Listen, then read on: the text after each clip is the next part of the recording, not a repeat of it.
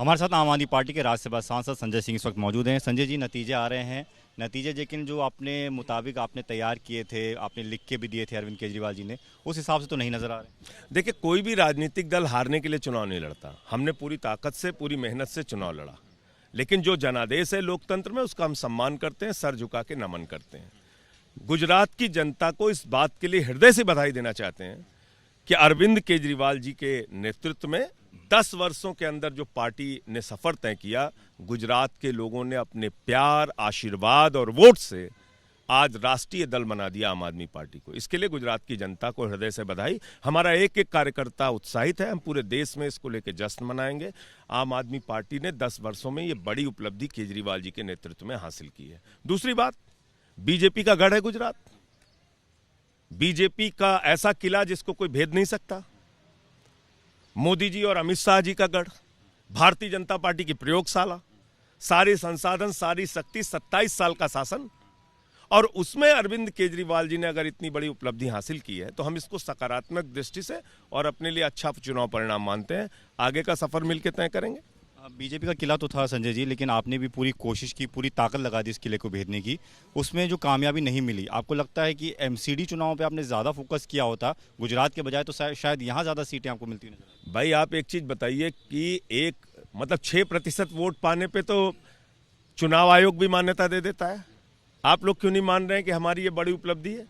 अगर हम 15% के लगभग वोट पा रहे हैं, जैसा मैंने आपसे कहा कि अगर आप दावों पे जाएंगे तो 2018 से लेके 11 चुनाव ऐसे हुए जिसमें अमित शाह जी के दावे गलत साबित हुए। दिल्ली के चुनाव में उनका दावा गलत साबित हुआ, बिहार के चुनाव में उनका दावा गलत साबित हुआ, महाराष्ट्र के चुनाव में उनका दावा गलत साबित हुआ, बंगाल के चुनाव में उनका दावा गलत साबित हुआ, और 60 सीटों का दावा उन्होंने हरियाणा में भी किया था, 60-70 सीटों का।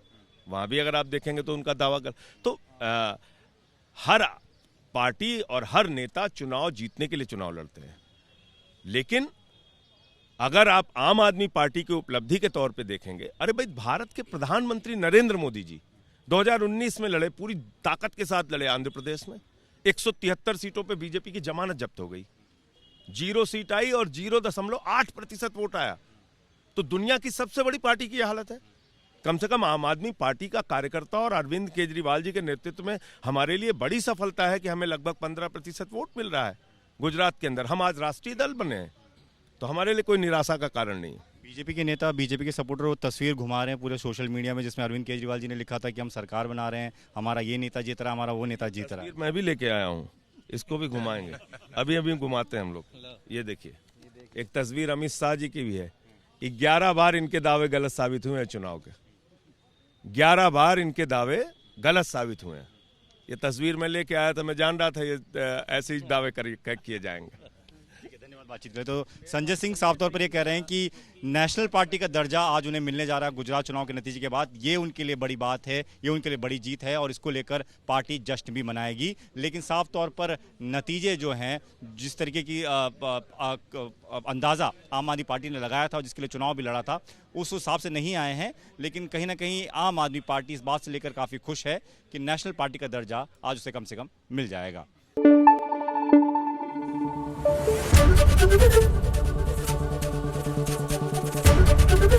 एबीपी न्यूज आपको रखे आगे।